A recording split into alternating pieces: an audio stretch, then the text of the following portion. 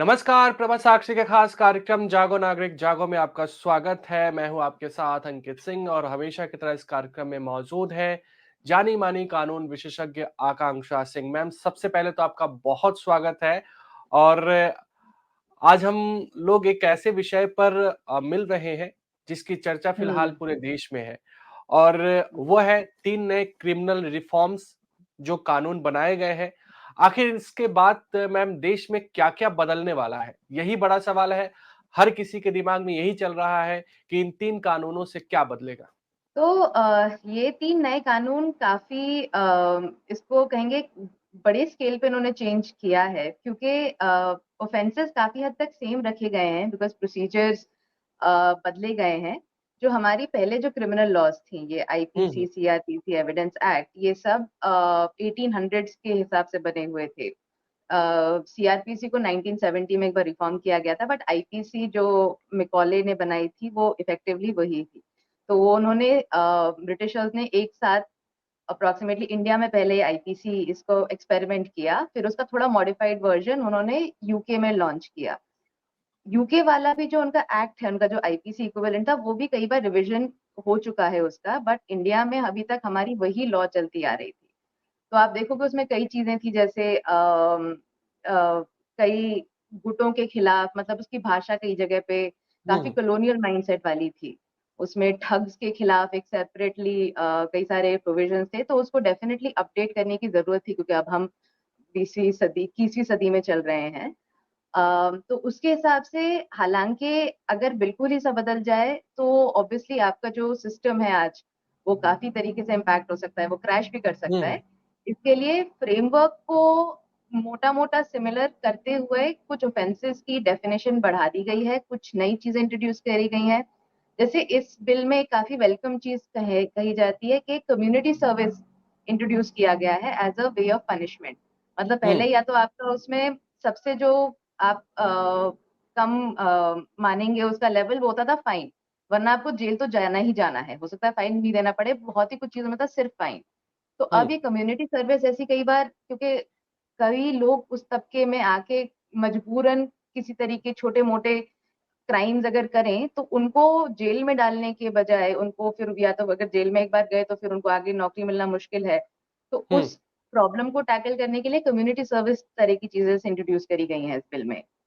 इस बिल में जैसे गैंग रेप के लिए, मॉब लिंचिंग हुँ। के लिए, ये सब नई चीज़ें हैं जो कि इकोनॉमिक ऑफेंसेस, ये वाला इनका ऑर्गेनाइज़्ड क्राइम, हम इनके इस पे चर्चा करेंगे। पर ये जैसे मोटे-मोटी चीज़ें हैं जो कि हमें आज चाहिए और उनको इंट्रोड्यूस किया गया है। At the same point of time ये भी कहना चाहेंगे कि कुछ-कुछ इस बिल में हम चीज़ें मिस कर दी गई हैं जो कि उस टाइम पे हम किया जा सकता था। जैसे कि अ, अगर किसी आदमी के साथ कोई यौन शोषण करे, तो उसके लिए जैसे वो रेप की डेफिनिशन में सिर्फ़ औरत है, बायोलॉजिकली हुँ, फीमेल। हुँ। तो वो वाली जैसे कुछ चीज़ें मिसिंग हैं, but it's a welcome change. Ma'am, लेकिन एक एक जो चर्चा सबसे ज़्यादा थी कि नाम हिंदी में है। क्या एक कानून विशेषज्ञ होने के नाते आपको भी इससे दिक्कत हुई? जो हमारी इससे दिक्कत तो नहीं कहेंगे, बट हाँ, एक ये अलग है क्योंकि अभी तक जितने भी कानून हैं वो सब अंग्रेज़ी में नाम उनका आता है। अब हुँ, हिंदी, क्योंकि अब हम अगर देखा जाए तो हिंदी मेरे हिसाब से, और ये अगर मेरा पर्सनल व्यू है कंप्लीटली, हिंदी एक शहर की भाषा है, जो एक नॉर्थ इंडियन या कहीं जगहों पे, हुँ, हुँ। जैसे हम साउथ इंडिया में कई जगह अंग्रेज़ी में यूज़ करेंगे। हिंदी मतलब आप किसी गाँव में जाएँ या किसी तबके में जाएँ या फिर आप मेरे घर पे भी हम लोग हिंदी में नहीं बात करेंगे, सब अपने जो आपकी बोली है, हिंदी को हम जैसे सिटी लैंग्वेज बोलते हैं, तो हमारा वो इंग्लिश का इक्विवेलेंट है टू एन एक्सटेंट। जैसे इंग्लिश एक कॉमन लैंग्वेज हो जाती है, सो हिंदी में अगर आप जैसे पंजाब में जाओ, किसी छोटे जगह पे, वहाँ पे पंजाबी में या उनके जो वहाँ का डायलेक्ट होगा, आप राजस्थान में जाओ, आप कहीं हुँ, हुँ। उत्तर प्रदेश में जाओ, तो हिंदी मेरे हिसाब से ऐसा नहीं है कि वो कोई वो नॉर्थ इंडियन लैंग्वेज है। हिंदी एक काफ़ी आई वुड से एक मीटिंग पॉइंट हो जाता है, जैसे इंग्लिश है टू द वर्ल्ड। तो फ्रॉम दैट पर्सपेक्टिव मेरे हिसाब से कि ठीक है, अगर क्योंकि हमें इतना उसमें कोई फ़र्क नहीं पड़ना चाहिए मेरे हिसाब से, क्योंकि हुँ। वही again it's a language thing, but yes, to a lot of people, कई लोगों को जानते हैं, उनको ये इससे काफ़ी ज़्यादा परेशानी रही है। बट मेरे हिसाब से नाम बदलने से इतना ज़्यादा फ़र्क नहीं पड़ता क्योंकि उसका वो तो सिर्फ़ टाइटल है। तुम बाकी उसका भी बिल्कुल। तो देखो, उसके अंदर बस ये तो लॉ है। इसका तो डोंट जज a book by its cover का तो मतलब ये एकदम मैक्सिमम एग्ज़ाम्पल हो सकता है। बिल्कुल। अब सवालों की ओर बढ़ते हैं और सबसे पहला सवाल, जो पहले राजद्रोह था, वह अब देशद्रोह हो गया है। इसमें सज़ा का प्रावधान क्या बदला है? तो ये एक्चुअली अगेन ये एक बहुत वेलकम चेंज मैं कहूँगी टू अ लार्ज एक्सटेंट, क्योंकि हमारी हुँ, जो जैसे मैंने बोला कि हमारा जो सेडिशन लॉ था, जो ये हुँ, हमारा उसका लैंग्वेज थी देशद्रोह की जगह राजद्रोह। यानी कि उसके जो वो क्योंकि ब्रिटिश ने लगाया था ऑब्वियसली, सो उसको उस हिस्टोरिकल कॉन्टेक्स्ट में अगर आप देखो तो उसकी लैंग्वेज अगर ये इंग्लिश में मैं बोलना चाहूंगी कि inciting feelings of disaffection. Disaffection हुँ, यानी डिसलॉयल्टी या एनमिटी, यानी किसी के मतलब बुरी तरह की लड़ाई वाली फीलिंग टुवर्ड्स द गवर्नमेंट। तो ये inciting feelings of disaffection towards the government of India को सेडिशन माना गया था। अब जो इन्होंने लॉ करी है उसमें गवर्नमेंट हटा के इंडिया किया गया है कि अगर आप सॉवरेनिटी, यूनिटी और इंटेग्रिटी ऑफ इंडिया में को हैम्पर करना, उसकी तरफ आप सेपरेटिस्ट एक्टिविटीज कर रहे हो कि इंडिया हुँ, टूटे या फिर इंडिया में सेसेशन हो या आर्म्ड रिबेलियन हो, जो कि एक्चुअल सेडिशन की डेफिनेशन होनी चाहिए, वो हुँ, लैंग्वेज काफी हद तक उन्होंने कर दी है। वो गवर्नमेंट हटा के उसको इंडिया कर दिया है। अब इसका दूसरा बिल्कुल। पॉइंट भी ये है कि एक तो पहले सजा होती थी सेडिशन के अंदर 3 साल, अब हो गई है 7 साल और फाइन। दूसरी चीज जो इसमें थोड़ी लोगों को जो इसमें वो मेंशन कर रहे हैं कि लैंग्वेज है कि endanger sovereignty, unity, integrity of India. ये कभी कभी कहीं हमने इनको मिसयूज होते हुए भी देखा है कि बिल्कुल। Unity and integrity of India को इंडेंजर करने वाला, बिकॉज दैट उसका वो जो थ्रेशोल्ड है, मतलब ये अब जब कभी भी लॉ कभी भी बनता है उसका इंटरप्रिटेशन कोर्ट्स करते हैं। तो कई बार हुँ, होता है ये जो वर्ड्स हैं इनका एग्जैक्टली मतलब क्या है, आप इंडेंजर कब करोगे, या आपने अगर ये बोला कि अरे ये सरकार के खिलाफ कुछ बोला, या फिर आपने कहा कि अरे इस एरिया में डेवलपमेंट नहीं हो रहा है, हमें कुछ करना चाहिए। जब ये वर्ड इंडेंजर, ये स्टेटमेंट को आप क्या इंडेंजरिंग करोगे इंडियन सॉवरेनिटी को या यूनिटी को, तो ये थोड़ा सब्जेक्टिव हो जाता है। बट हुँ, मोरलेस बिकॉज वो गवर्नमेंट को स्पेसिफिकली हटा के इंडियन यूनिटी इंटेग्रिटी पे रखा गया है focus, so that is the main change जो कि अपन हमारी पहले वो राजद्रोह था, अब वो देशद्रोह हो गया है। बिल्कुल। मैम अब दूसरे सवाल की ओर बढ़ते हैं और शादी के नाम पर धोखाधड़ी की तो सज़ा मिलेगी। हमने पहले भी बात किया था कि किस तरीके से शादी धर्म के नाम पर जो चीज़ें होती हैं, लव-जिहाद जिसको हम लोग बोला बोला जाता है, और हमने बात भी किया था कि इसको लेकर कोई सेंट्रल कानून नहीं है। तो क्या वही है ये, शादी के नाम पर धोखाधड़ी तो सज़ा? तो अगर आप देखें तो पहले जो शादी के नाम पे धोखाधड़ी हुँ, जो किया जाता था वो that was a rape offence. कि हुँ, if you you know on promise to marry, if you hmm, engage in kind of sexual relations with a woman under the false pretense of marriage, तो हुँ, उसको rape की तरह, उसको rape की तरह ही treat किया जाता था, सेम पनिशमेंट होती थी, सेम तरीके का। तो अब हुँ, वो लैंग्वेज को फिर बदल के उन्होंने एक तो कहा कि ये रेप नहीं है, ये इसको धोखाधड़ी माना जाएगा, बट इसकी भी सजा 10 साल तक हो सकती है और फाइन भी हो सकता है। और इसमें वही जैसे अगर फॉल्स एम्प्लॉयमेंट ऑफ मैरिज, हुँ, और इसकी जो भाषा भी बढ़ा दी गई है, क्योंकि पहले धोखाधड़ी स्पेसिफिकली शादी वाले कॉन्टेक्स्ट में होती थी, सो फॉल्स प्रिटेंस ऑफ मैरिज। अब उसमें हुँ, एम्प्लॉयमेंट, प्रमोशन, इन कुछ भी अगर आप मतलब किसी से आप सेक्सुअल फेवर्स मांगना चाहें फॉर कि आपको जॉब मिल जाएगी या आपको इससे प्रमोशन हुँ। के लिए या फिर आपको अपने बॉस के साथ कुछ, वो सब को स्पेसिफिकली कैप्चर किया गया है इस सेक्शन 69 ऑफ बीएनएस, भारतीय न्याय संहिता के अंदर। तो इसको मैम लव जिहाद को रोकने के लिए कानून के तौर पर देखा जा सकता है, खास करके शादी के नाम पर धोखाधड़ी। इसको किसी भी तरीके से देखा जा सकता है, यही तो कभी कभी इसीलिए कोर्ट्स की जरूरत होती है, क्योंकि हुँ, अगर हुँ, धोखा तो लव जिहाद का अगर आप देखें इसका सेंट्रल आर्ग्यूमेंट यही रहता है कि हुँ, आपने धोखाधड़ी करके किसी लड़की से शादी करवाई है, या फिर बिल्कुल। उन्होंने आपने उसको उसको कुछ बोल के या तो अपना धर्म छुपा के या फिर उसको सहला फुसला कर, तो इसमें शादी का तो नहीं है, इसमें ये शादी वाला नहीं है, इसका रिक्वायरमेंट सिर्फ सेक्सुअल इंटरकोर्स है। तो हुँ, लव जिहाद के उसमें थोड़ा it can be built in कि अगर आपने वो पहले करके फिर उसको से आपने अगर शादी कर लिया तो टेक्निकली अप्लाई नहीं होगा, बिकॉज ये था फॉल्स प्रॉमिस टू मैरी, अगर उसके बाद भी आप शादी कर बिल्कुल। लेते हो तो टेक्निकली वो लव जिहाद नहीं रहा, पर फिर भी इसको हुँ, डेफिनेटली किसी जैसे इंटरफेथ रिलेशनशिप जो कि शादी नहीं किया हुँ, उससे पहले अगर आपको उस टाइम पे अगर कपल को आप अटैक करना चाहो, तो हो सकता है मिसयूज़, क्योंकि कई चीज़ों का मिसयूज़ है, बट अगेन इसमें कंप्लेनेंट जो लेडी है उनकी हुँ, सहमति उनको केस करना पड़ेगा। तो इसके लिए लव जिहाद का मे बी एक हिस्सा, बट पूरा नहीं मेरे साथ। बिल्कुल। अगले सवाल की ओर बढ़ते हैं और ये मतलब हमारे देश में अगर देखा जाए तो हर रोज इस तरह की खबरें आती हैं। नाबालिग से रेप के मामले में अगर दोषी पाया जाता है कोई, तो उसके साथ क्या होगा? तो नाबालिग के लिए भी इन्होंने अब एक आपको पता होगा हमारा पॉक्सो एक prevention of hmm, sexual assault against children वो वाला बिल्कुल।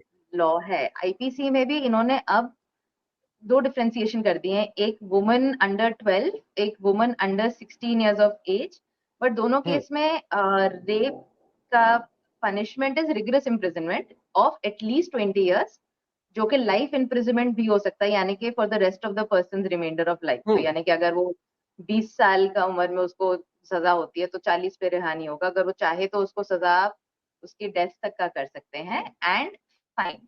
और दोनों चीज़ में जो फाइन होगा, मोस्ट केसेस में उन्होंने बीएनएस में रेप में ये किया है कि जो भी फाइन होगा वो विक्टिम की तरफ जाएगा, विक्टिम के मेडिकल एक्सपेंसेस की, विक्टिम की रिहैबिलिटेशन के लिए। तो जो भी जिस मतलब दिल दहल जाता है, पर जिस क्रूरता से वो काम किया गया है हुँ, उसके हिसाब से उसका फाइन उस आदमी को देना पड़ेगा, उस विक्टिम को रिहैबिलिटेट करने के लिए।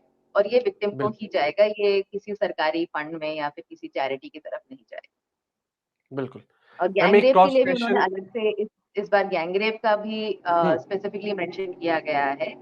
और अगर गैंग रेप किसी नाबालिग के साथ किया जाता है तो वो इम्प्रिजनमेंट फॉर लाइफ है, और यानी कि imprisonment till the death of the person and fine, हुँ। या फिर सीधा डेथ पेनल्टी भी हो सकती है उस केस में। मैम क्या इसमें एक्चुअली सॉरी, कोई। अंडर जो 12 साल से नीचे वाली नाबालिग लड़की है हुँ, उसके केस में भी डेथ सेंटेंस दिया जा सकता है। 16 साल से कम और 12 के बीच वालों में डेथ सेंटेंस नहीं है, बट अगर 12 के नीचे है तो हुँ, सिर्फ रेप के लिए, without death of the person also, without the death of the victim, the hmm, accused can be sentenced to death. बिल्कुल। अगले सवाल की ओर बढ़ते हैं मैम और जेंडर न्यूट्रलिटी जो होता है, उसमें महिलाओं को आरोपी क्या बनाया जाएगा? तो महिलाओं को हाँ, जैसे कोई भी और जैसे मर्डर है या चीटिंग है या हुँ, आपका मिसअप्रोप्रिएशन ऑफ प्रॉपर्टी है, ये वाले में ऑफ कोर्स औरत और आदमी में कोई फ़र्क नहीं होता है। इकलौते जो केस हैं जहाँ पे ये सेक्सुअल असॉल्ट वाला या फिर रेप के केसेस, इसमें सिर्फ़ हुँ, औरतों के खिलाफ है, वो भी बायोलॉजिकल औरतों के खिलाफ।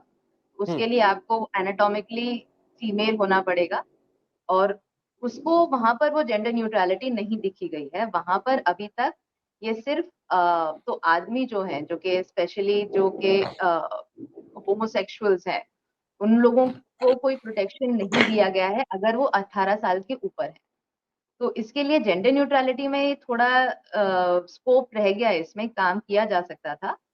हुँ, बट देखते हैं थोड़े दिनों में इसका होपफुली इटरेशन एक्सटेंड हो सकता है। हुँ। एक शब्द है पिछले 10-12 सालों में खूब चर्चा में रहा है और वो शब्द है मॉब लिंचिंग। मॉब लिंचिंग को लेकर नए कानूनों में सजा का क्या प्रावधान है? तो मॉब लिंचिंग का मान के सेक्शन 103 स्पेसिफिकली मॉब लिंचिंग को देके किया गया है। हुँ, पहले कभी just to give a background, पहले मॉब लिंचिंग की जगह वो कंस्पिरेसी होता था, मर्डर होता था, हुँ, अटेम्प्ट टू मर्डर होता था, उसको सबको मिला के। अब उन्होंने स्पेसिफिकली हुँ, मॉब लिंचिंग के ऊपर किया है जिसमें लाइफ या डेथ, लाइफ इम्प्रिजनमेंट और या फिर कैपिटल पनिशमेंट, यानी आपको हुँ, मौत की सजा सुनाई जा सकती है अगर आप उस ग्रुप के हिस्से हो, उस हिस्सा हो जिसने मॉब लिंचिंग किया है। यानी कि अगर हुँ, पर्सन की जो विक्टिम है, अगर उनका वो उनका डिमाइस हो जाता है तो पूरे ग्रुप में उस हिस्से में जो भी उसमें जिम्मेदार थे उन सबको हुँ, या तो आजीवन कारावास या फिर मौत की सजा। बिल्कुल। भगोड़े अपराधियों के लिए क्या कोर्ट में ट्रायल हो सकेगा? क्योंकि ये बड़ा मुद्दा है और देश में ऐसे कई लोग भी हैं, तो क्या कोर्ट में ट्रायल हो सकेगा? बिल्कुल, ये काफ़ी आई थिंक वेलकम चेंज है। पहले कुछ ही एक्सेप्शंस है जिसमें आप हुँ, अ, जो अक्यूज्ड है उसके बिना आप केस कर सकते थे उसका। बट अब हुँ, इसके अंदर दोनों जो बीएनएस और बीएनएसएस दोनों में उन्होंने प्रोविज़न कर रखा है कि एक तो अगर जो अक्यूज्ड है वो यहाँ नहीं है, तो उसके खिलाफ पूरा केस चल सकता है। उसके जो विटनेसेस हैं उनका एग्ज़ामिनेशन हो सकता है। सारा उसका क्रॉस एग्जामिनेशन ऑब्वियसली नहीं हो पाएगा, but that is his loss hmm, as per the statue, क्योंकि उसके बाद जो भी होगा जजमेंट भी प्रोनाउंस किया जा सकता है। अगर आपके पास जजमेंट आ गया तो फिर आप उसको, जैसे कंट्रीज में रेसिप्रोसिटी होती है, अगर आपको यहाँ वाला जजमेंट वहां इन्फोर्स करवाना है, अगर इस कोर्ट की, तो अलग अलग कंट्रीज से हमारा अलग अलग तरह का उसमें अंडरस्टैंडिंग है, ट्रीटीज होती हैं।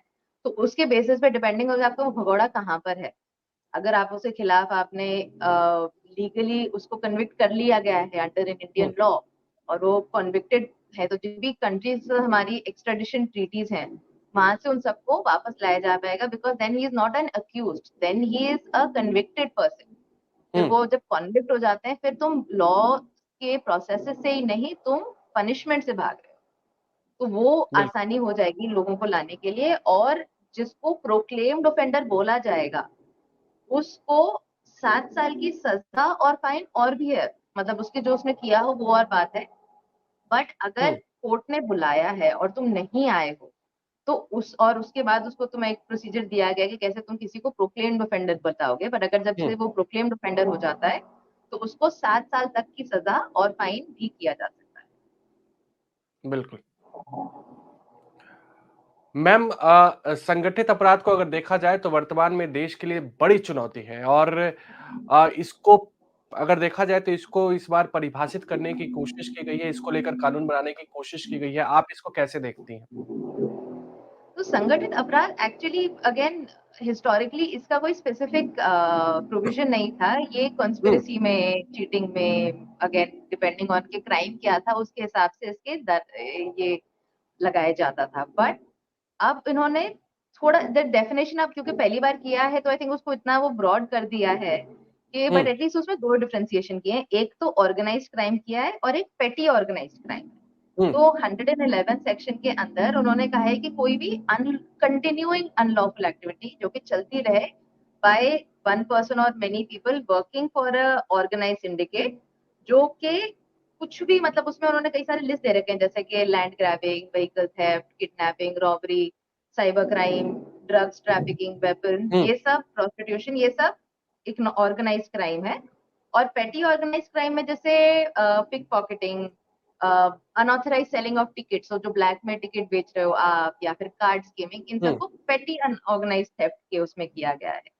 तो इसके हिसाब से अगर इस ऑर्गेनाइज्ड क्राइम में अगर आपने किसी की आदमी की मौत करवा दी, या फिर आपने किसी को जैसे मर्डर करवाया है या कॉन्ट्रैक्ट किलिंग दिया है, तो उसमें जो भी उस ऑर्गेनाइज्ड सिंडिकेट में इसके लिए रिस्पॉन्सिबल होगा उनको डेथ पनिशमेंट या फिर इम्प्रिजनमेंट फॉर लाइफ दिया गया है, और कम से कम हुँ, 10 लाख रुपए का जुर्माना। अगर उन लोगों ने जो भी सिंडिकेट ऑर्गेनाइज्ड क्राइम के हिसाब से ऐसा कुछ किया जिसमें किसी की डेथ नहीं हुई है बट कुछ भी और किया हो, तो अगेन इम्प्रिजनमेंट कम से कम 5 साल की होगी, और लाइफ इम्प्रिजनमेंट तक हो सकता है। इसमें डेथ नहीं है बट लाइफ इम्प्रिजनमेंट पॉसिबल है, डिपेंडिंग ऑन कि आपका डिग्री ऑफ क्राइम क्या है। बिल्कुल, एंड कम से कम 5 लाख रुपए फाइन देना पड़ेगा तुम्हें। और जो भी बिल्कुल। अगर इस सिंडिकेट का मेंबर निकला, हुँ, उसको इम्प्रिजनमेंट फॉर लाइफ हो सकता है, कम से कम 5 साल की सजा होगी, और फाइन होगा कम से कम 5 लाख रुपए का। तो अब ऑर्गेनाइज सिंडिकेट की जो डेफिनेशन है वो थोड़ी सी अगेन ब्रॉड हो हुँ, जाती है, बट मोस्टली उसमें जो वर्ड्स यूज किए हैं जैसे किडनैपिंग, रॉबरी, व्हीकल थेफ्ट, ये सब हुँ, एक्टिविटीज करने वालों को ऑर्गेनाइज्ड क्राइम सिंडिकेट बोला गया है। तो हुँ, उसके हिसाब से हालांकि ब्रॉड है, बट आपने देखा ही है इंडिया में कितने तरह के अलग अलग तरह के गैंग्स जो कि बोलेंगे, या तो हुँ, पिक पॉकेट से लेके, या फिर आपका इनफैक्ट ये कई बार छोटी छोटी घर में चोरियां करना या गाड़ियां चुराना हुँ, या फिर बैंक लूटना, तो उन सब को कवर करने के लिए इस लैंग्वेज को थोड़ा ब्रॉड रखा गया है। बट अगेन हमें देखना पड़ेगा इसका एनफोर्समेंट कैसे होता है आगे जाके। बिल्कुल। अगले टॉपिक की ओर बढ़ते हैं मैम। और आतंकवाद ना सिर्फ भारत बल्कि पूरी दुनिया के लिए बड़ी चुनौती है। और पहली बार अगर देखा जाए तो आतंकवाद का जिक्र किया गया है, इसे लेकर कानून बनाया गया है। क्या कहा गया है और इसमें सजा का क्या प्रावधान है?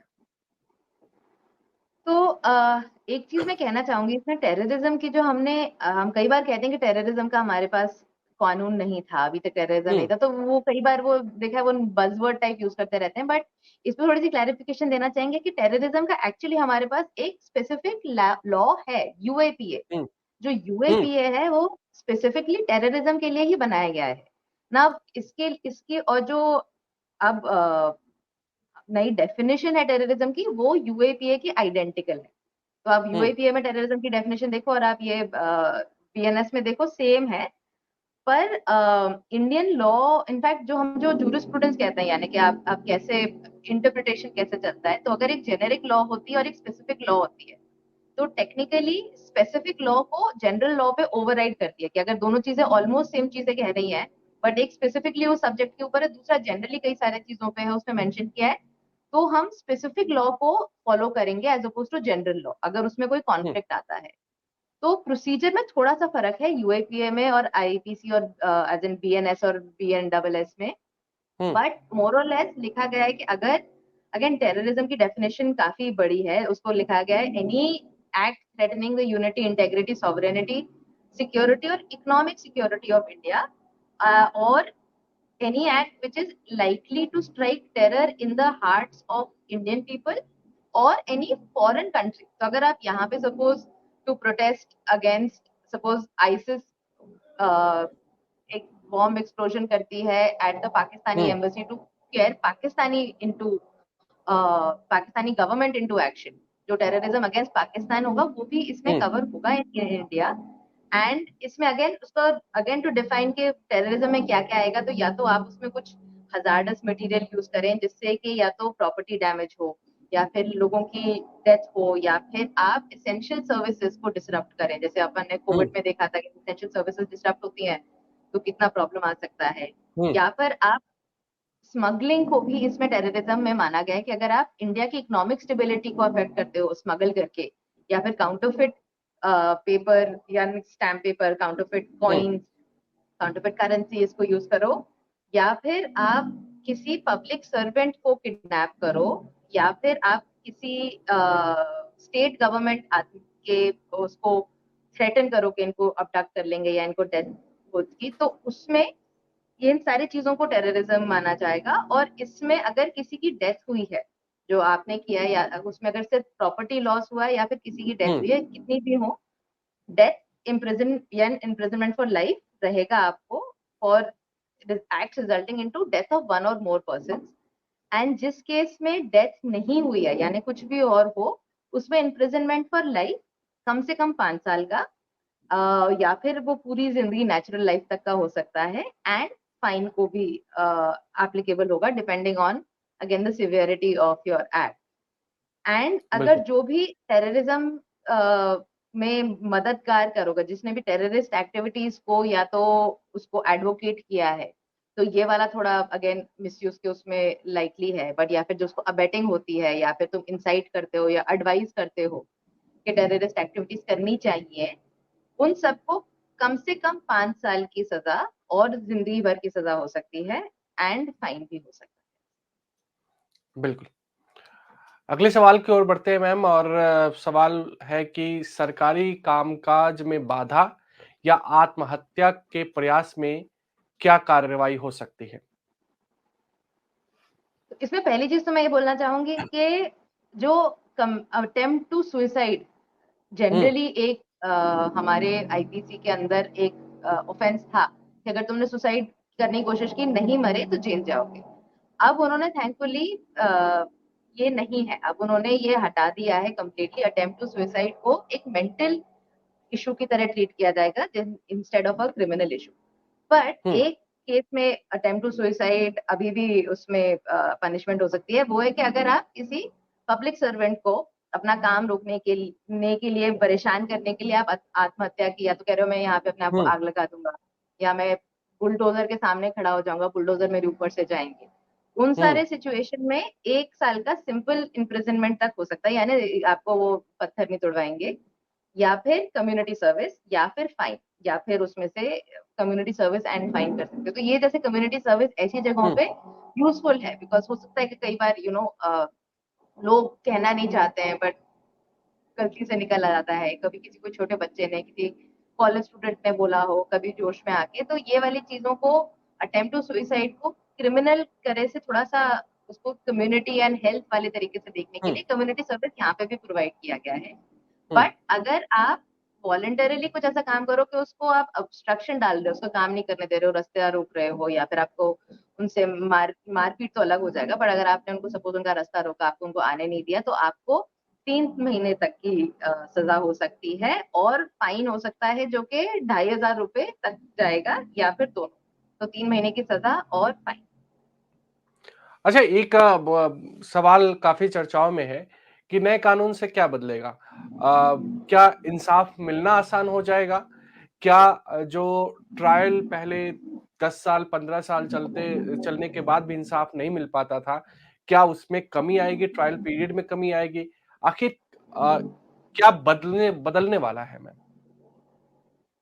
इसमें वही जैसे अभी हमने शुरू में बात की थी कि ये हुँ, 21st सेंचुरी का हमारा हुँ, लॉ है, तो इसमें काफ़ी हद तक जैसे डिजिटाइज़ेशन को ध्यान दिया गया है। तो अगर हुँ, आप अभी पुलिस स्टेशन में आपको आना है, आपको हर बार उसके हुँ, रिकॉर्डिंग के लिए, एविडेंस के लिए कई लोगों को कई घंटों, दिनों तक ट्रैवल करना पड़ता है। तो अब पूरी प्रोसेस आपकी एफआईआर से लेके आपका विटनेस एग्जामिनेशन तक सब कुछ कहा गया है कि ऑनलाइन किया जा सकता है। हुँ, इसको इम्प्लीमेंट कितना करेंगे ये थोड़ा देखने की बात है, क्योंकि हमने कोविड के टाइम पे देखा था, सारे मोस्ट कोर्ट्स ने ऑनलाइन हियरिंग चालू कर दी थी।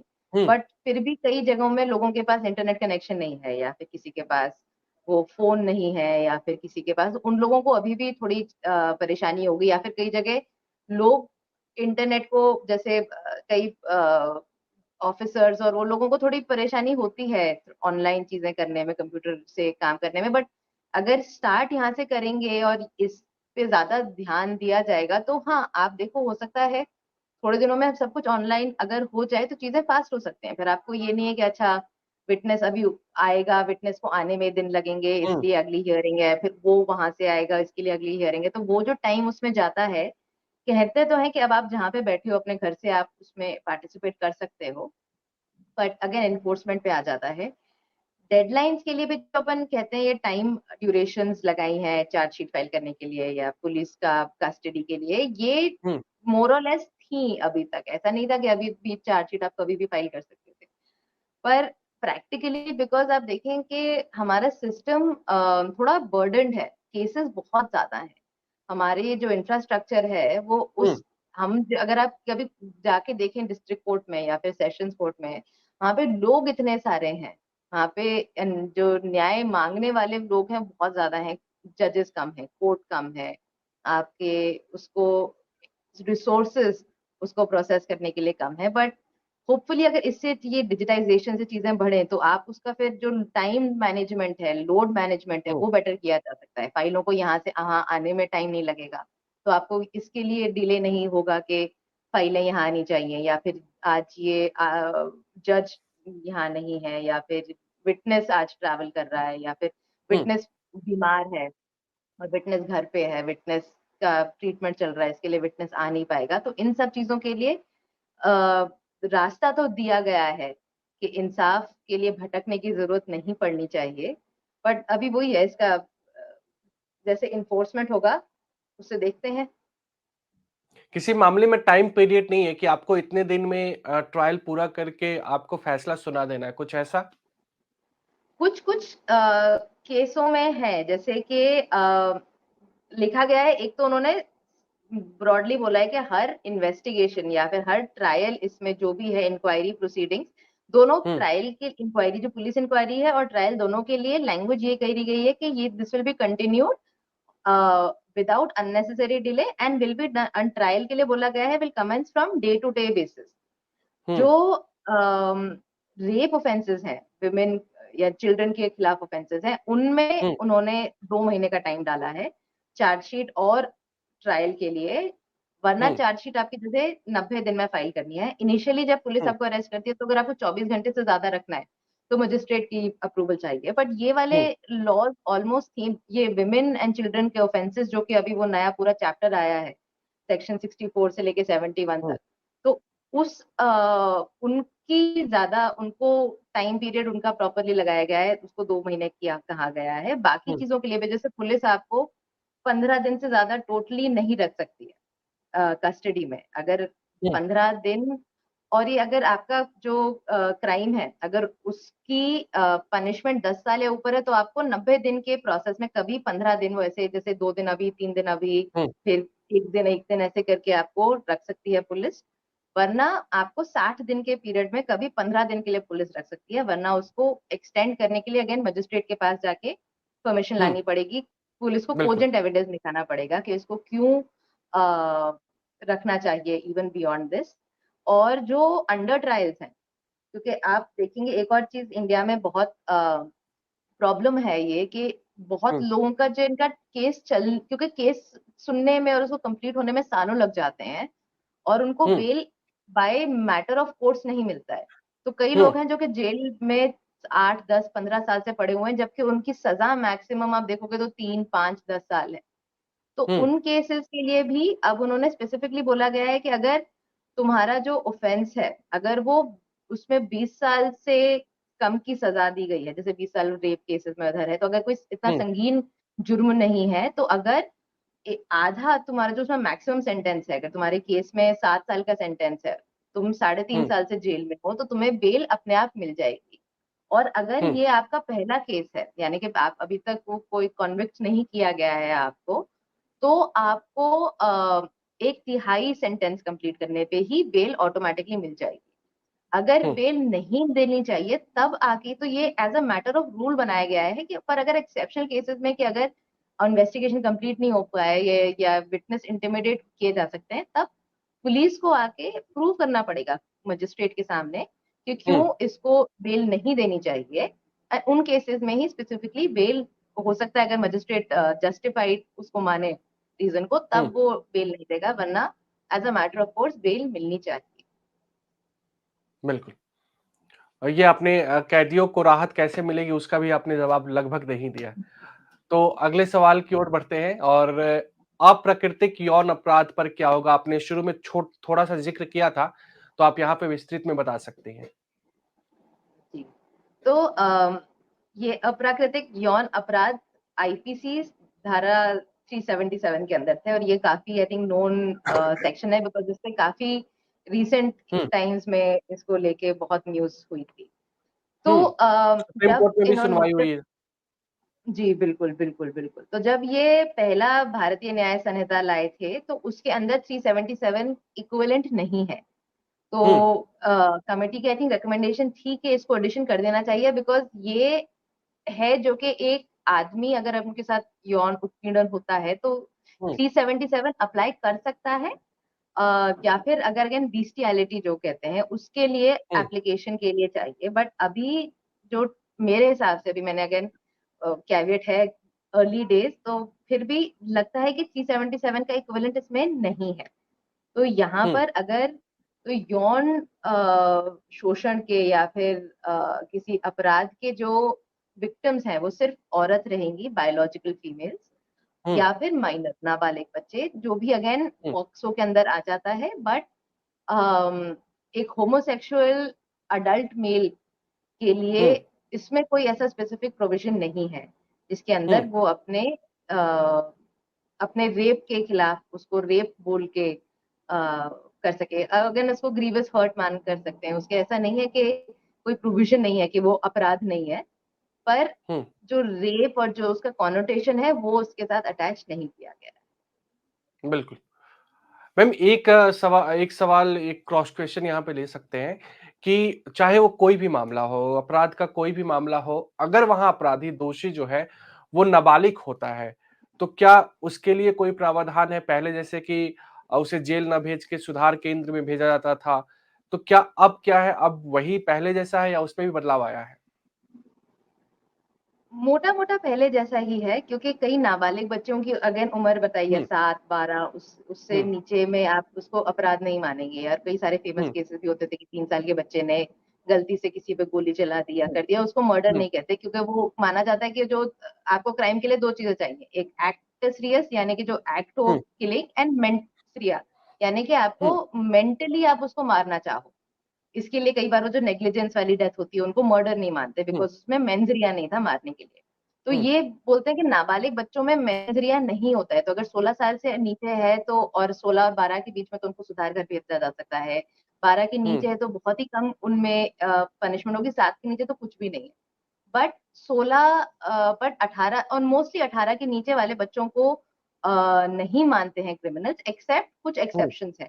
जैसे अगर हुँ, अगेन रेप वाले केसेस में अगर कोई माइनर हो, जैसे कि हमने वो निर्भया केस में देखा था, हुँ, उस केस की वजह से एक्चुअली प्राइमरीली ये चेंज किया गया है कि माइनर्स को, अगर तुम 16 साल के उस उम्र के हो, तो तुम्हें depending on the degree of your crime तुम्हें पनिशमेंट किया जा सकता है एज एन एडल्ट, अगर हुँ, तुम्हारा क्राइम उस लेवल का हो। बट मोर और बिल्कुल। लेस वो पहले वाली ही स्कीम है फॉर प्रोटेक्शन ऑफ माइनर्स। बिल्कुल। मैम, हम जैसे जो मीडिया में काम करते हैं उनके लिए भी कुछ ना कुछ बदलाव होगा। तो फेक न्यूज़ एक बड़ा चलन है, फेक वीडियोज़, फेक न्यूज़ आप वायरल कर दो और हमने हाल-फिलहाल में देखा कई ऐसे मुद्दे भी आए जिसमें मनीष कश्यप का भी आप उदाहरण ले सकती हैं। तो इसको लेकर क्या प्रावधान है? इसको लेकर क्या बदलाव है? तो फेक न्यूज़ भी एक बार ऐसी चीज़ है जो कि पहली बार हम देख रहे हैं लेजिस्लेट किया गया है। बिकॉज़ हुँ, पहले भी अगेन उसको या तो डेफमेशन में आ रहा है या सेडिशन में आ रहा है या फिर वो हुँ, इंसाइटिंग पब्लिक अनरेस्ट में आता है। अब उन्होंने उसको डेफिनेशन स्पेसिफिकली डाली है और 3-4 चीज़ों के लिए उन्होंने किया है। इसको मैं आपको पढ़ के बताना चाहूँगी कि एक तो है कि यानी अगर आप कोई फेक न्यूज़ यानी कि कोई भी र्यूमर, इन्फॉर्मेशन, कुछ रिपोर्ट जो कि आप हुँ, या तो उसको पब्लिश करो या फिर आप उसको सर्कुलेट करो। तो सर्कुलेट जो वर्ड है, वो है कि अगर आप उसको फॉरवर्ड कर रहे हो व्हाट्सएप पे तो वो भी सर्कुलेशन हो सकता है।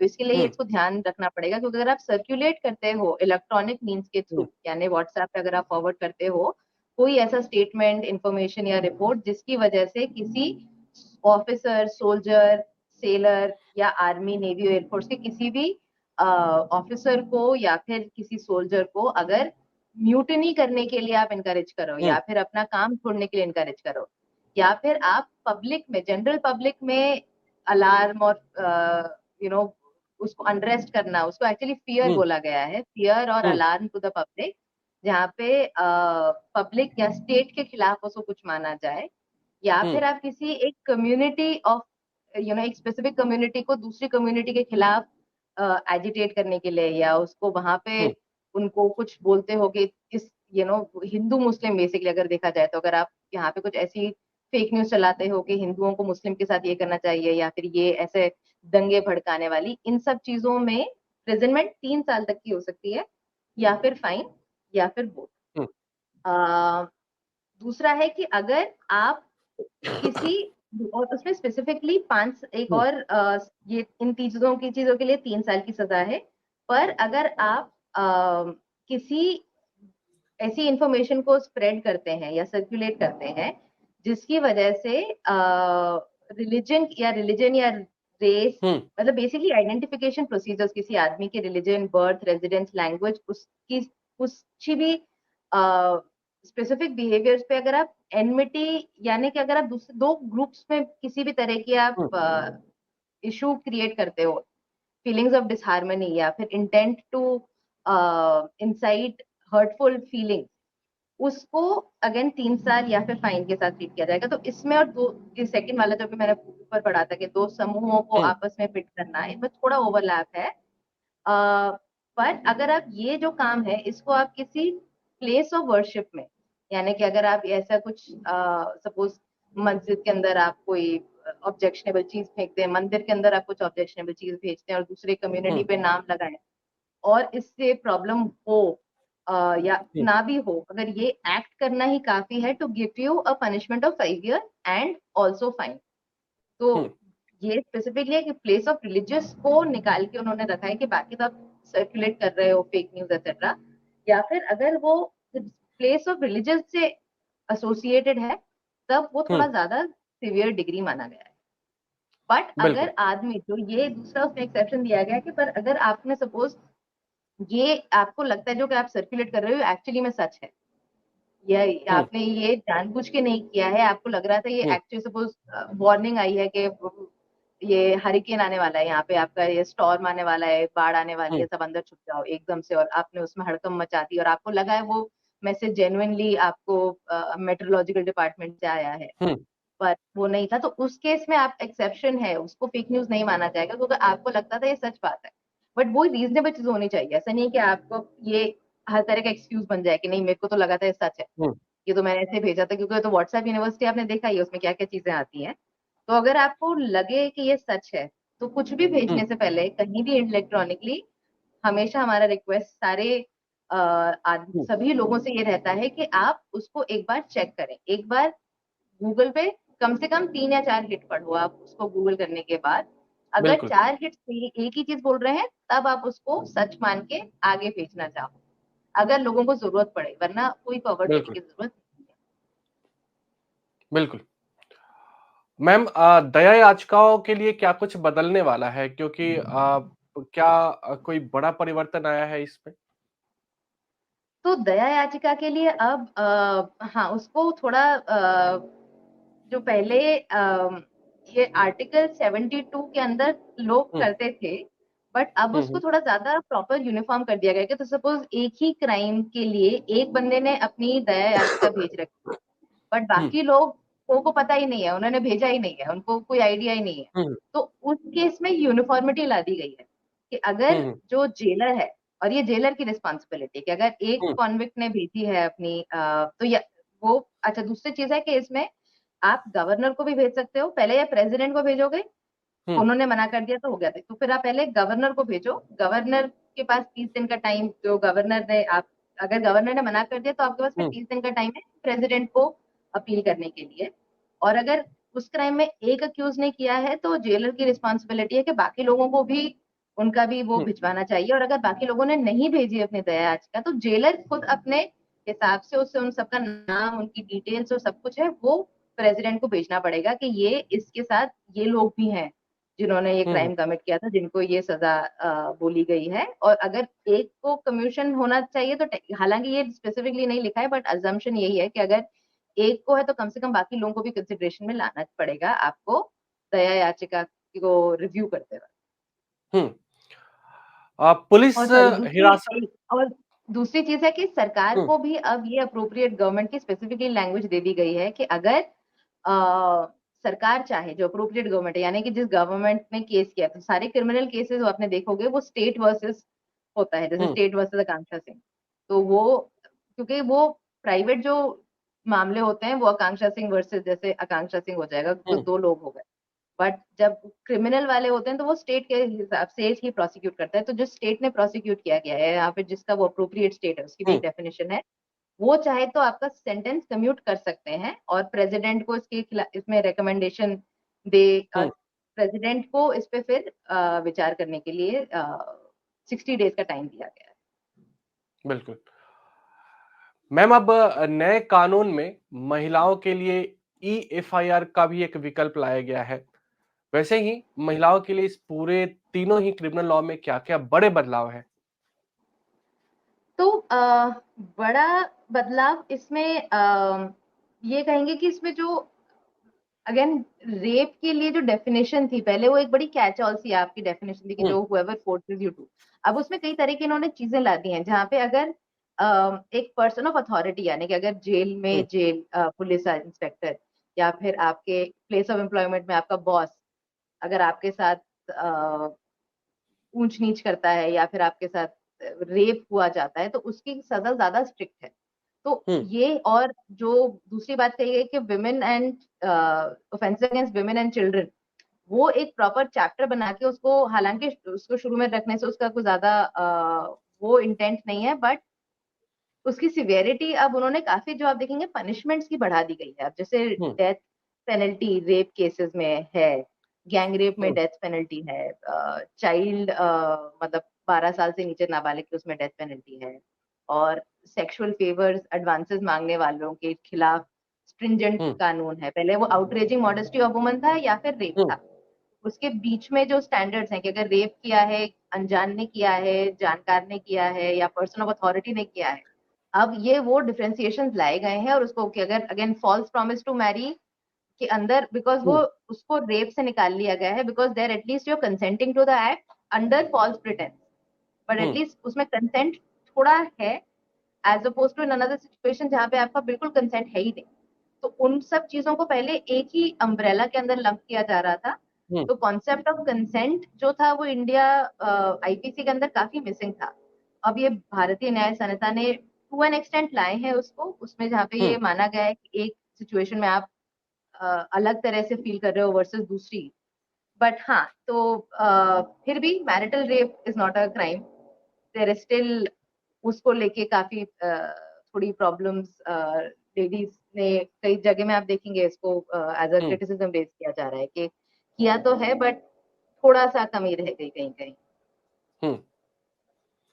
ठीक है, देखते हैं आगे इसमें क्या होता है। ये तीनों कानून जो है धरातल पर किस तरीके से लागू हो पाते हैं। लेकिन आप हमारे साथ जुड़ी, हमसे इतनी सारी बातें आपने किया है, उसके लिए आकांक्षा मैम आपका बहुत बहुत धन्यवाद।